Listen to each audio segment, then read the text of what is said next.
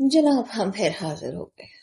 काफी दिन गुजर गए, आप लोगों से कोई रब्ता ही नहीं हुआ, और आप लोग भी ऐसे शरारती है, कोई दरवाजा खटखटाता ही नहीं कि भाई वापस आ जाओ। तो मैंने कहा फिर मैं खुद ही आ जाती हूँ, इंतजार ही नहीं करती। सो मैं आ गई, इंतजार की तो जरूरत ही नहीं पड़ी। अच्छा, आज मेरे पास एक बड़े मजे का अफसाना है।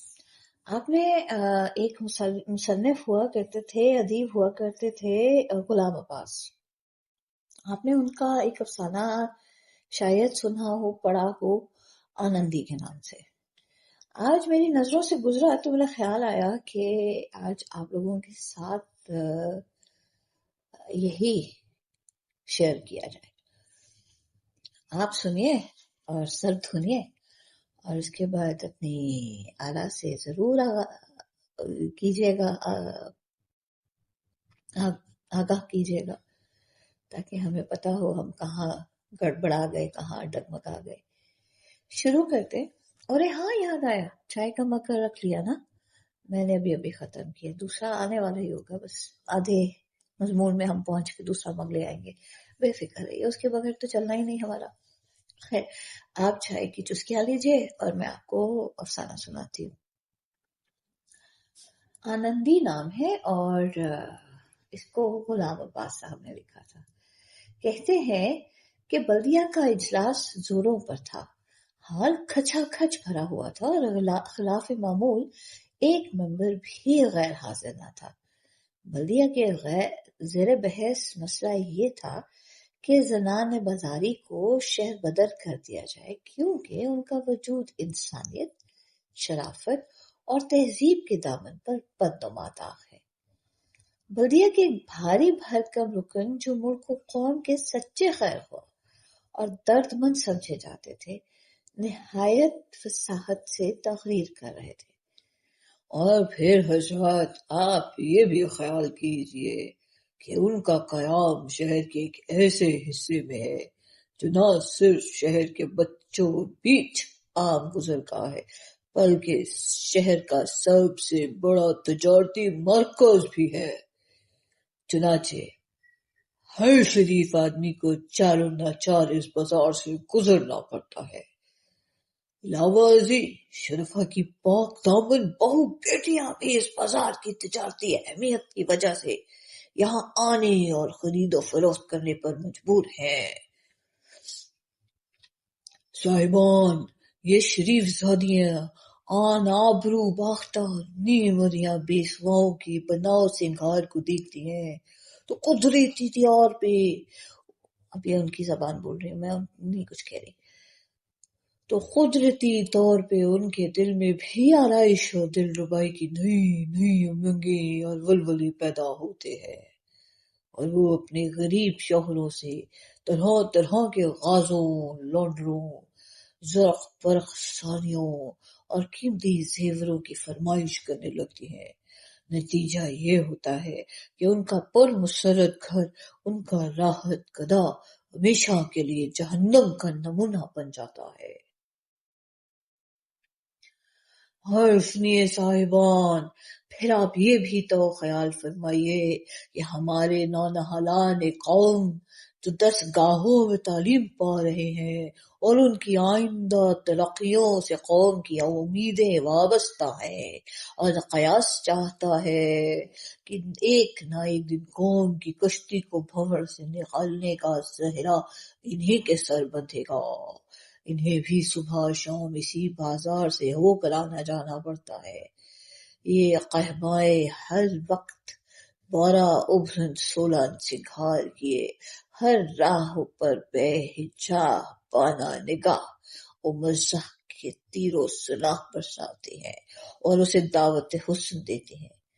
क्या उन्हें देखकर हमारे भोले भाले नतजुर्बकार जवानी के नशे में महव सूदो ज़या से बेपरवाह नौनहाल कौम अपने जज्बात तो ख्यालात और अपनी आला सीरत को मासूमियत के मसमूम असरात से महफूज रख सकते हैं? साहिबान, کیا ان کا حسن زاہد فریب ہمارے نونہالے قوم کو جادو مختصیم سے پٹکا کر ان کے دلوں میں گناہ کی پراسرار لذتوں کی تشنگی پیدا کر کے ایک بیکلی، ایک اضطراب، ایک ہیجان برپا نہ کر دیتا ہوگا۔ اس موقع پر ایک رکن بلدیہ جو کسی زمانے میں مدرس رہ چکے تھے اور اعداد و شمار سے خاص شغف رکھتے تھے بول اٹھے، صاحبان واضح رہیے کہ امتحانوں میں ناکام ہونے والے طلبہ کا تناسب پچھلے 5 سال کی نسبت دوڑا ہو گیا ہے۔ ایک رکن جو چشمہ لگائے تھے اور ہفتہ وار اخبار کے مدیر اعزازی تھے، تقریر کرتے ہوئے کہا، حضرات، ہمارے شہر سے روز بروز غیرت، شرافت، مردانگی، نیکوکاری اور پرہیزگاری اٹھتی جا رہی ہے۔ اس کے بجائے بے غیرتی، نامردی، بزدلی، بدمعاشی، چوری اور جعل سازی کا دورہ ہوتا جا رہا ہے۔ منشیات کا استعمال بڑھ گیا ہے۔ قتل و غارت گری، خودکشی اور دیوالیہ نکلنے کی وارداتیں بڑھتی جا رہی ہیں۔ اس کا سبب محض ان کا ناپاک وجود ہے، کیونکہ ہمارے بھولے بھالے شہری ان کی زلف گراگیر کی اسیر ہو کر ہوش و خرد کھو بیٹھی ہے اور ان کی بارگاہ تک رسائی کی زیادہ سے زیادہ قیمت ادا کرنے کے لیے ہر جائز ناجائز طریقے سے زر حاصل کرتے ہیں۔ بعض اوقات وہ اس صحیح و کوشش میں جامع انسانیت سے باہر ہو جاتے ہیں اور قبائح انفعال کا ارتکاب کر بیٹھتے ہیں۔ نتیجہ یہ ہوتا ہے کہ وہ جان عزیز ہی سے ہاتھ دھو بیٹھتے ہیں یا جیل خانوں میں پڑے رہتے ہیں۔ ایک پینشن یافتہ معمر رکن جو اس وسیع خاندان کے سرپرست تھے اور دنیا کا سرد و گرم دیکھ چکے تھے اور اب کشمکش حیات سے تھک کر باقی ماندہ عمر سستانے اور اپنے اہل و عیال کو اپنے سایہ میں پنپتا ہوا دیکھنے کے متمنی تھے، تقریر کرنے اٹھے۔ ان کی آواز لرزتی ہوئی تھی اور لہجہ فریاد کا انداز دیے ہوئے تھا۔ بولے، صاحبان، رات رات بھر ان لوگوں کے طبلے کی تھاپ، ان کی گلے بازیاں، ان کی اشیاق کی دھنیاں، دھینگا مشتی، گالی گلوچ، شور و گل، ہا ہا ہا ہو سن کر آس پاس کے رہنے والے شرفا کے کان پک گئے ہیں۔ رات کی نیند حرام ہے تو دن کا چین مفقود۔ علاوہ ازیں ان کے قریب سے ہماری بہو بیٹیوں کے اخلاق پہ جو اثر پڑتا ہے اس کا اندازہ ہر صاحب اولاد خود کر سکتا ہے۔ آخری فقرہ کہتے کہتے ان کی آواز بھر آ گئی اور وہ اس سے زیادہ کچھ نہ کہہ سکے۔ سب اراکین بلدیہ کو ان سے ہمدردی تھی، کیونکہ بدقسمتی سے ان کا مکان اس بازار حسن کے عین وسط میں واقع تھا۔ ان کے بعد ایک رکن بلدیہ نے، جو پرانی تہذیب کے علمدار تھے اور آثار قدیمہ کو اولاد سے زیادہ عزیز رکھتے تھے، تقریر کرتے ہوئے بولے، حضرات، باہر سے جو سیاح اور ہمارے احباب اس مشہور اور تاریخی شہر کو دیکھنے آتے ہیں، جب وہ اس بازار سے گزرتے ہیں اور اس کے متعلق استفسار کرتے ہیں تو یقین کیجئے ہم پہ گھڑوں پانی پڑ جاتا ہے۔ اب صدر بلدیہ تقریر کرنے اٹھے۔ گو قد ٹھگنا اور ہاتھ پاؤں چھوٹے چھوٹے تھے، مگر سر بہت بڑا تھا، جس کی وجہ سے بردبار آدمی معلوم ہوتے تھے۔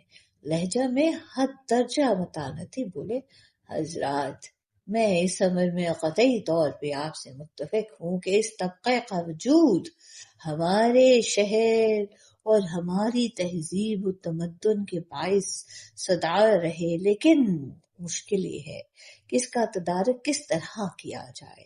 اگر ان لوگوں کو مجبور کیا جائے کہ یہ اپنا ذلیل پیشہ چھوڑ دیں تو سوال یہ پیدا ہوتا ہے کہ یہ لوگ کھائیں گے کہاں سے؟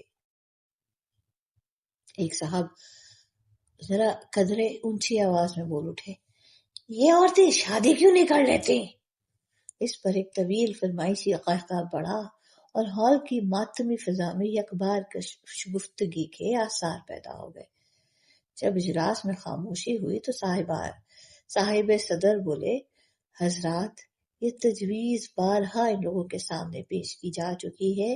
اس کا ان کی طرف سے یہ جواب دیا جاتا ہے کہ آسودہ اور عزت دار لوگ خاندانی حرمت و ناموس کے خیال سے انہیں اپنے گھروں میں گھسنے نہ دیں گے، اور مفلسی اور ادنا طبقہ کے لوگوں کو جو محض ان کی دولت کے لیے ان سے شادی کرنے پر آمادہ ہوں گے، یہ عورتیں خود منہ نہیں لگائیں گی۔